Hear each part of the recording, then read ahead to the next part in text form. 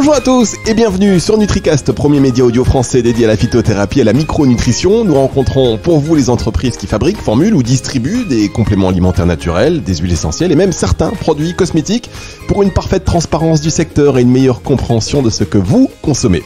Et puis ça donne également l'occasion de faire connaissance avec des hommes et des femmes passionnés par leur métier qui consiste à s'occuper de votre bien-être. L'émission du jour est consacrée aux oméga 3. Alors comment peuvent-ils changer notre vie grâce à leurs effets sur le corps et la santé? On en parle avec Bertrand Accard, le président du laboratoire Microéquilibre. Bonjour Bertrand. Bonjour Fabrice, meilleurs vœux pour cette année 2021. Et nous sommes également avec Gilles Brun, formateur pour le laboratoire Microéquilibre, mais du côté de la région Rhône-Alpes. Bonjour Gilles. Bonjour Fabrice. Je suis très heureux d'être avec vous aujourd'hui, messieurs, et permettez-moi à mon tour, Bertrand, de vous adresser tous mes vœux pour cette année 2021. Aujourd'hui, on va donc parler des oméga 3, parce qu'on en entend souvent parler, mais sait-on vraiment ce que sont les oméga 3? Quels sont les critères de qualité? Quand en prendre? Le sourcing? Enfin bref, beaucoup de questions finalement pour mieux maîtriser tout cela. Juste un petit mot quand même sur le laboratoire Microéquilibre dont vous êtes le président, Bertrand.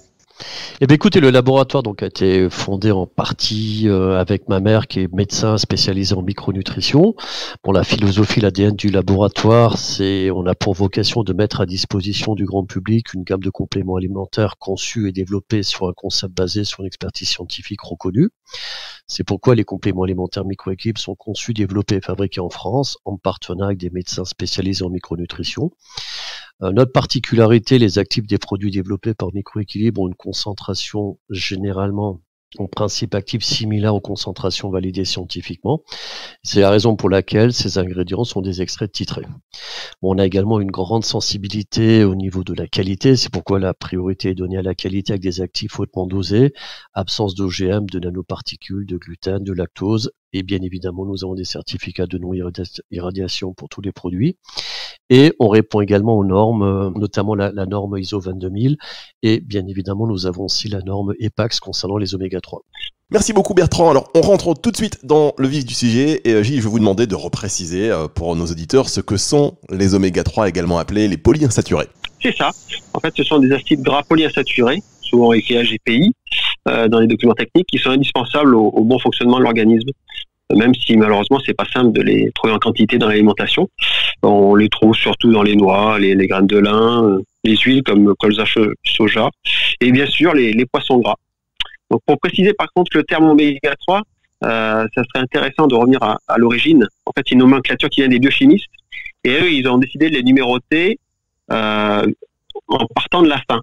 C'est pour ça qu'on parle d'oméga. Et la première insaturation ou double liaison commence au 3e carbone en partant de la fin, tout simplement. C'est pour ça qu'on les appelle oméga 3. Ah, d'accord. Et pour repréciser aussi la polyinsaturation, c'est tout simplement, comme son nom l'indique, plusieurs insaturations, c'est-à-dire plusieurs double liaisons dans la structure de la molécule. D'accord, la première insaturation, donc double liaison, commence au 3e carbone en partant de la fin, et oméga étant la dernière lettre de l'alphabet grec. D'accord, voilà, c'est beaucoup plus clair tout de suite. Et puisqu'on en est aux définitions, rappelez également peut-être ce qu'est un acide gras. En effet, les acides gras, en fait, ils font partie de la grande famille des lipides. Alors eux aussi, d'un point de vue chimique, on peut les définir comme des acides carboxyliques. Donc des acides carboxyliques à la chaîne carbonée plus ou moins longue. Elles peuvent être saturées ou présenter des fameuses double liaisons. Mais c'est peut-être plus intéressant de s'appuyer sur leurs rôles principaux. Donc au sein des phospholipides, leur rôle principal est un rôle structural. Ce sont en fait des composants majeurs des membranes et ils sont responsables de leurs propriétés physiques bien particulières. On pourra y revenir quand on traitera les oméga 3 en particulier. Le deuxième rôle primordial de ces acides gras, c'est un rôle métabolique, qui est bien connu, en tant que réserve d'énergie pour l'organisme.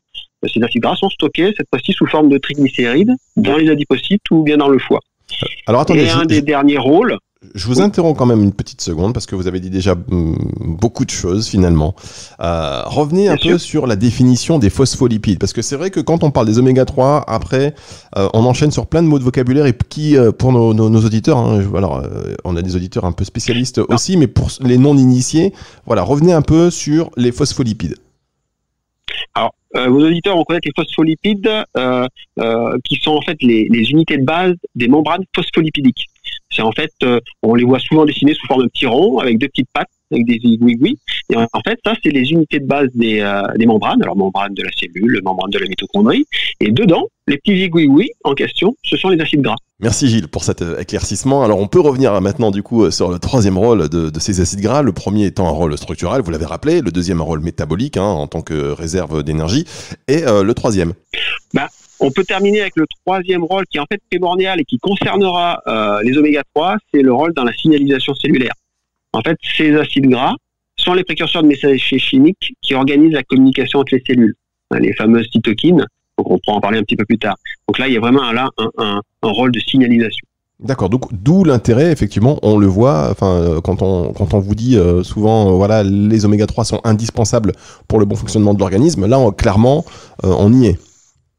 Ah, exactement. Et sachant qu'en plus, via des voies de biosynthèse bien spécifiques, on pourra le développer, c'est ces oméga 3-là qui vont permettre de faire ces leucotriènes, ces cytokines, ces petites molécules bien particulières. Et si on les a pas, on ne peut pas les fabriquer. On ne peut pas les fabriquer, d'où l'intérêt d'un apport extérieur. L'apport qu'il va falloir avoir, c'est surtout sur les oméga 3 qu'on n'est pas capable de fabriquer. C'est pour ça qu'on les appelle indispensables, et notamment, c'est le fameux acide alpha-linolénique, qui est le chef de file des oméga 3, et lui, il n'y a que les plantes qui le fabriquent, nous, on ne peut pas le fabriquer. Par contre, à partir de lui, on peut fabriquer le PA, DHA, donc ces fameux oméga 3 à longue chaîne, si importants et qu'on va trouver dans les poissons. D'accord, alors je voudrais qu'on revienne quand même et qu'on fasse la distinction et la précision entre DHA et EPA. Et vous avez aussi parlé de l'acide alpha-linolénique. Je voudrais aussi qu'on y revienne pour que on ne perde personne en route. Bien sûr. Alors, de manière simple, l'acide alpha-linolénique est dans les végétaux, il est indispensable parce qu'on ne peut pas le fabriquer, donc on doit le consommer ou l'apporter sous forme de complément alimentaire. À partir de cet acide alpha-linolénique, notre organisme est capable, grâce à des enzymes, à fabriquer le PA et le DHA.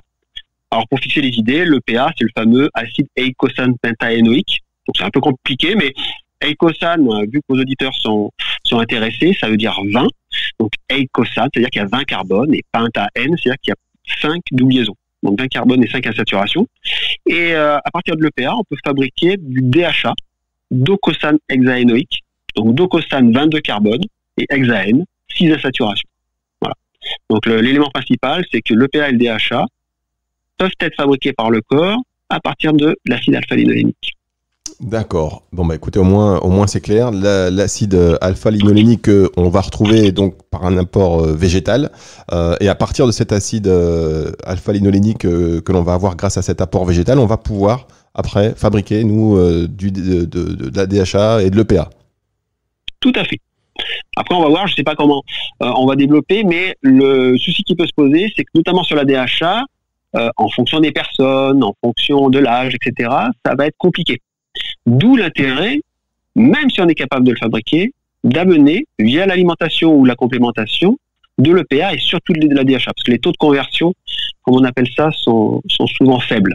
Les apports sont souvent faibles. Alors justement, quels sont les apports conseillés quotidiennement dont on a besoin, que ce soit en acide alpha-linolénique, en DHA ou en EPA? Ça a été défini par l'ANSES. En fait, c'est 1% de l'apport énergétique. Donc, grosso modo, entre 1800 et 2500 kilocalories, ça vous fait 2 grammes. Donc, c'est souvent 2 grammes pour les femmes et 2,5 grammes pour les hommes. Normalement, c'est l'apport conseillé en acide alpha-linolénique. Après, les recommandations, toujours de l'ANSES qui a été augmentée en 2010 pour l'EPA, par exemple, c'est 250 mg. C'est ce qu'on va retrouver dans les compléments alimentaires. Et en DHA, c'est également 250 mg. Alors, une petite précision pour les femmes enceintes, elles ont énormément besoin, on pourra le développer également. C'était remonté depuis 2010 à 250 mg, c'était qu'à 125 avant. Et puis pour les enfants de 3 à 9 ans, on est sur 125 mg de chaque, EPA et DHA également. D'accord. Est-ce que vous pourriez refaire le lien, finalement, entre le DHA, l'EPA et les oméga 3 ? Oui, alors ce sont tous des oméga 3. Le chef de file de ces oméga 3, c'est-à-dire celui à partir duquel tout commence, c'est l'acide alpha-linolénique. Lui, on doit l'amener par l'alimentation, on n'est pas capable de le fabriquer. Si on le consomme, on a dans le foie des enzymes, qu'on appelle des désaturases, des élongases, qui, elles, sont capables de rajouter des carbones, de faire des doubles liaisons, et de fabriquer cette EPA et ce DHA. Bon, malheureusement, certaines personnes, soit pour des prédispositions génétiques, soit par des fois des déficiences en micronutriments, etc., sont pas capables de les faire en quantité assez importante. D'où, notamment, on le verra pour le système cardiovasculaire, le système nerveux, la vision, eh ben, on est obligé d'apporter le PA et surtout le DHA par des compléments alimentaires. D'accord, voilà. Très bien. On est capable de les fabriquer, mais en petite quantité. Merci beaucoup Gilles pour ces explications. On est maintenant un peu plus au fait de cette grande famille des oméga 3 emmenée par le chef de file, l'acide alpha-linolénique, qui va nous permettre de produire de la DHA, de l'EPA, mais en peut-être trop faible quantité, ce qui explique de nombreuses carences. On va y revenir dans un instant, mais auparavant, on marque une toute petite pause. Vous ne bougez pas et on revient tout de suite.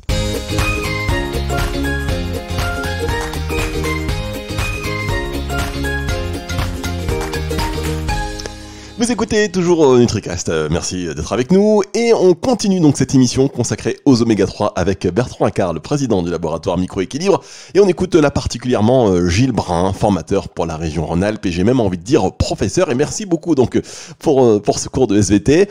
Passons maintenant voilà, pas aux choses sérieuses, parce que c'était très sérieux, mais en tout cas très concrètes. Pour quelles raisons prendre des oméga 3 ? Quelles sont leurs vertus ? Alors, on en a un tout petit peu parlé. C'est vrai que c'est un peu connu par tout le monde, c'est que les oméga 3 sont nécessaires au développement et au bon fonctionnement du système nerveux. C'est vraiment ça qui est important, et notamment le cerveau. Parce que c'est tout simplement, on a parlé de rôle structural tout à l'heure, des constituants des neurones, et notamment de cette fameuse gaine de myéline. Après, ils sont également indispensables au développement de la rétine. Alors, pour rappel, le DHA, c'est un composant des phospholipides cette fois-ci, mais présent dans des disques qui constituent les cônes et les bâtonnets, pas en rôle structural. Et surtout, alors là, il y a de nombreuses études scientifiques qui ont montré leur intérêt dans le domaine cardiovasculaire. On sait qu'ils favorisent une diminution de la pression artérielle chez les hypertendus, une diminution de la quantité de triglycérides dans le plasma, et de manière générale, pour faire court et rapide, on améliore de manière générale la réduction de la morbidité et de la mortalité cardiovasculaire.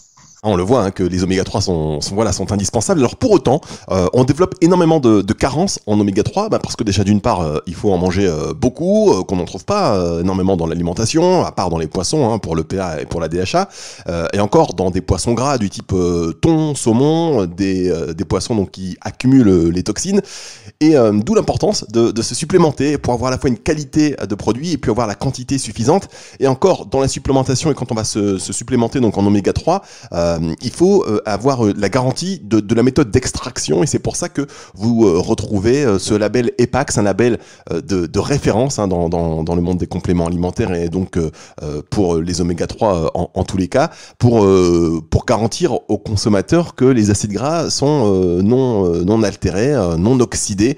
La méthode d'extraction est capitale, et donc voilà, petite clé si vous choisissez des oméga 3. Vaut mieux qu'il y ait ce label EPAX. Alors, Bertrand Accard, je crois que chez Microéquilibre, vous le proposez, ce label EPAX. Quelle garantie offre-t-il ? Si vous voulez, en fait, le label EPAX utilise des matières premières de haute qualité, durables et traçables, ça c'est très important. Ils fournissent des oméga 3 spécifiques à la santé, qui sont sûrs, purs, scientifiquement prouvés dans de nombreuses études cliniques au cours des 10 dernières décennies. Ils sont certifiés GMP, donc ça c'est très important, c'est des certifications les plus importantes que l'on puisse trouver. Et ils ont un engagement envers la pureté, la qualité et l'innovation qui garantit aux consommateurs les meilleurs ingrédients en oméga 3, en EPA, en DHA. Et ils ont également la certification Friends of the Sea et la certification IFO-RS. Alors très rapidement, la certification Friends of the Sea, c'est une certification qui certifie on est sur des pratiques durables dans le domaine de la pêche. Ça aussi, c'est quelque chose de tout à fait important. Merci pour ces précisions, Bertrand, sur les critères et sur ce label EPAX, fameux label qui fait donc foi dans la profession. Mais on pourrait se demander, puisque finalement le consommateur le connaît très peu, ce label, même s'il voit le logo sur les bons compléments alimentaires sur les oméga 3, mais on pourrait se demander, par exemple, si on a des indications sur comment sont dépolluées les huiles, par exemple. Absolument. Écoutez, c'est une très bonne question, Fabrice. Alors, il faut déjà savoir que le distributeur d'EPAX France s'appelle Cyanova. Ils sont situés à Pleven, dans le Finistère. Alors bon, je ne suis pas un professionnel de la technique. Ce que je peux vous dire, c'est qu'il y a différents aspects à prendre en considération. Donc, en premier lieu, ce qui est tout à fait logique, c'est la matière première, à savoir les espèces de poissons. Bon, il faut savoir que plus le poisson est jeune, moins il est contaminé.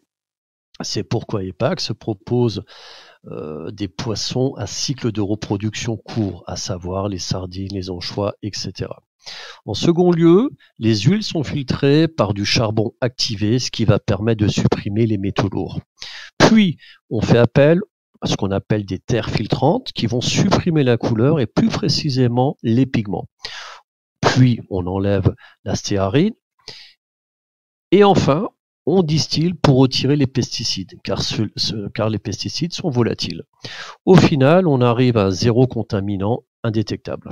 Parfait, voilà qui est clair. Merci beaucoup Bertrand. Gilles, j'ai envie de vous demander quels sont les risques associés aux carences ou en déficit d'oméga 3. Je sais pas si on dit carence ou déficit. On peut parler de carence ou de déficience, parce que souvent, on parle de carence, on tombe dans des problèmes, dans des maladies. Quand on a une carence en vitamine B, par exemple, en B1, on est aguerri, et puis si on a juste un petit manque, on a une baisse de forme.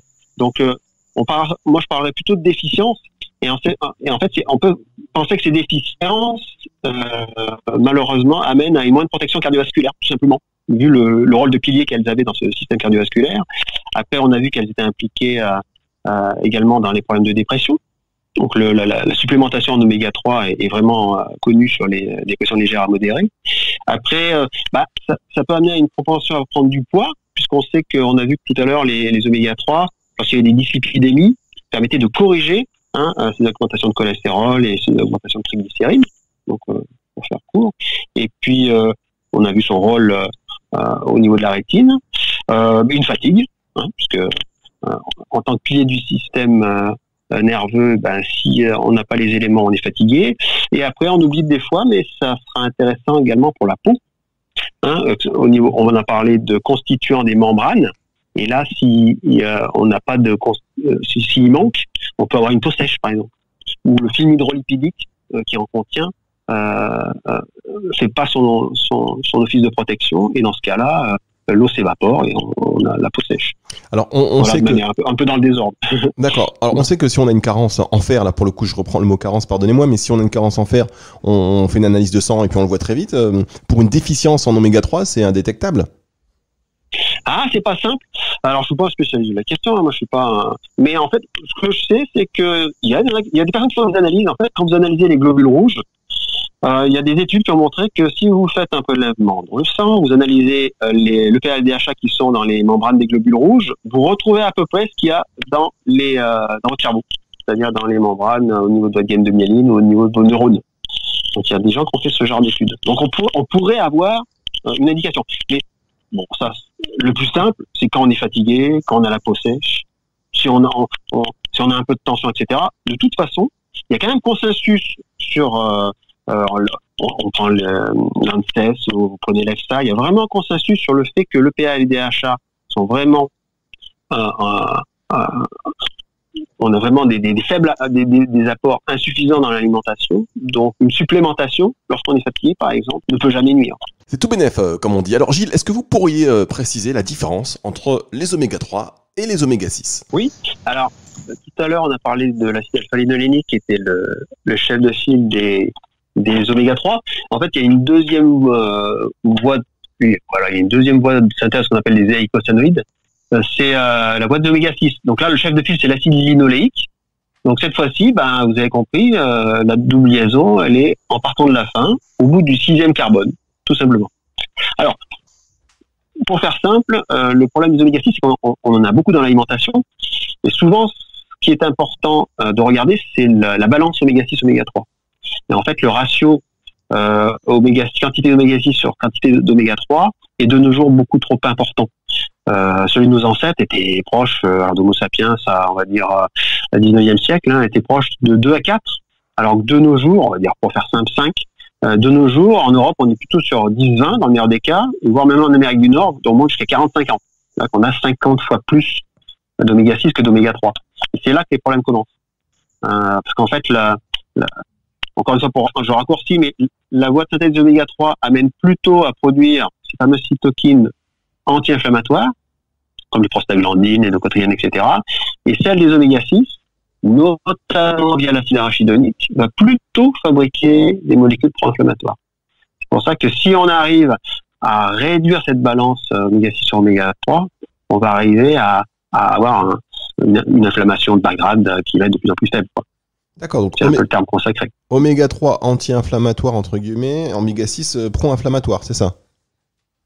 Eh ben disons dans pour synthétiser, le rôle qu'ils ont joué dans notre corps. Voilà. C'est-à-dire que si on a beaucoup trop d'oméga 6, on va favoriser plutôt la production de médiateurs de l'inflammation. Et comme dans notre alimentation, c'est surtout ceux-là qu'on a, on va dans ce sens. D'où l'intérêt de ramener, via d'une bonne alimentation, via une bonne supplémentation, des oméga 3, pour réduire ce ratio. D'accord. Alors, quelle différence y a-t-il entre les oméga 3 d'origine végétale et animale en termes d'apport? En termes d'apport, disons que on l'a vu tout à l'heure, c'est au niveau des quantités, parce que l'acide alpha-linolénique, comme lui, il est précurseur de tout ça, il faut en apporter plus. On a parlé d'1%. Tout à l'heure, ça nous a mis à 2 grammes à peu près, c'est 2 grammes qui sont conseillés, alors que le PA et DHA, donc, qui sont issus de nos fameux poissons, on était plutôt sur 250 mg. Donc d'un point de vue du grammage, la différence est assez notable. Alors le problème, on en a déjà parlé tout à l'heure, c'est que l'acide alpha-linolénique a une action, mais c'est surtout sa transformation en EPA-DHA qui est attendue, et comme des fois elle se fait mal, les taux de conversion des fois peuvent être excessivement faibles, et voire quasiment ils tendent vers 0 pour la DHA sur certaines personnes, donc il faut absolument les amener par ces excès de poisson ou par la consommation de poisson. C'est ça la complexité des oméga 3, c'est ça. C'est vraiment différencier ce qu'on est obligé d'amener par l'alimentation, c'est-à-dire l'acide alpha-linolénique, ce qui peut être fabriqué, mais malheureusement chez certains, ce qui peut être fabriqué est fabriqué en trop petite quantité. Effectivement, et donc on revient sur ce qu'on a dit un peu plus en amont dans cette émission. Alors Bertrand, vous proposez chez Microéquilibre des oméga 3, est-ce que vous les proposez en synergie pour avoir un spectre d'action plus large, et quelle est la posologie que vous recommandez? Alors, si vous voulez, on a aujourd'hui donc les oméga 3 que l'on propose, il y a des posologies à 2 ou 4 gélules par jour. À 2 gélules par jour, on va être sur de la prévention primaire, à savoir 500 mg de PA et DH à jour. Et on est également, si vous voulez, sur du 4 gélules par jour, on va être à 1 g de PA DH à jour. Et là, on est sur de la prévention secondaire. Ce que l'on a fait également, on a développé un complexe avec des oméga 3 associés au curcuma. Pourquoi? Parce que là, on va rechercher l'action anti-inflammatoire. On sait que les oméga 3 ont une action anti-inflammatoire, ainsi que le curcuma. Donc là, c'est vraiment intéressant parce qu'on a deux principes actifs qui vont avoir une action anti-inflammatoire, le curcuma et les oméga 3.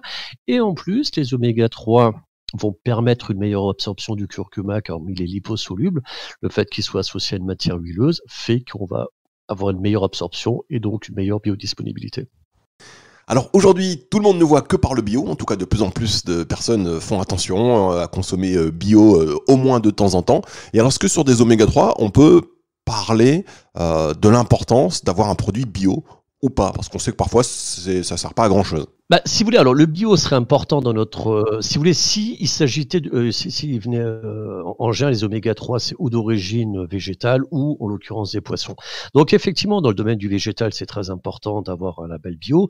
Nous, on a opté pour les poissons. Pourquoi? Parce que l'inconvénient du végétal, c'est qu'il n'a ni de PA, DHA, alors que c'est ce que l'on recherche avant tout. C'est pourquoi les oméga 3 d'origine, qui ont pour origine des poissons sont les oméga 3 les plus intéressants.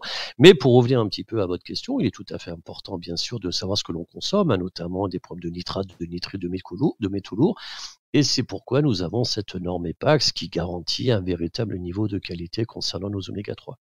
Voilà, et en fait, je voulais vous demander aussi, revenir un petit peu sur ce qu'a dit Gilles tout à l'heure, en abordant le sujet des femmes enceintes. On n'y est pas revenu, mais je voulais savoir pourquoi c'était important pour les femmes enceintes particulièrement de ne pas avoir de déficience en oméga 3. Alors, chez la femme enceinte, les oméga 3 ont un double intérêt.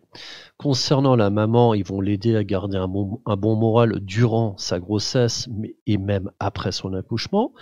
Et chez le bébé, ils sont nécessaires à la croissance du fœtus, ils participent au développement des cellules de la rétine et sont indispensables à son développement neurologique.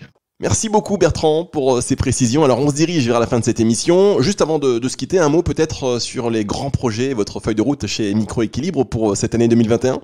Donc, nos projets pour l'année 2021, c'est poursuivre bien sûr le développement en France, mais également en Europe et à l'international. On commence à avoir pas mal de contacts avec pas mal de pays étrangers, donc on est en train d'essayer de finaliser tous ces contacts-là. On va bien sûr renforcer le staff pour accompagner cette croissance. Et on est également en train de finaliser certains partenariats importants dans le domaine du sport. D'accord, avec des ambassadeurs. Ouais, avec des ambassadeurs très forte notoriété. Et on est également en contact avec certains clubs sportifs, notamment, certains clubs sportifs pour qu'on devienne fournisseur officiel de leurs compléments alimentaires. Merci beaucoup, merci Bertrand Accard, merci Gilles Brun, messieurs, d'avoir été avec nous aujourd'hui sur NutriCast pour nous parler en détail des oméga 3. Et c'était important, j'ai appris plein de choses, on a appris plein de choses, j'espère, chers auditeurs. Si vous avez des remarques à faire, vous nous les formulez, ce sera avec plaisir. Des commentaires sur nutricast.fr, vous avez un mail de contact ou alors tout simplement info@nutricast.fr. Combien de temps je vais retenir toutes ces choses ? Je ne sais pas, mais si je pouvais tout retenir, croyez-moi, je serais déjà naturopathe, expérimenté, praticien. Bon, je vous souhaite à tous une belle fin de journée, une belle fin de nuit, ça dépend à quelle heure vous écoutez cette émission. Vous retrouvez donc cette émission sur nutricast.fr et sur toutes les plateformes de streaming audio. Je vous dis à la semaine prochaine sur NutriCast.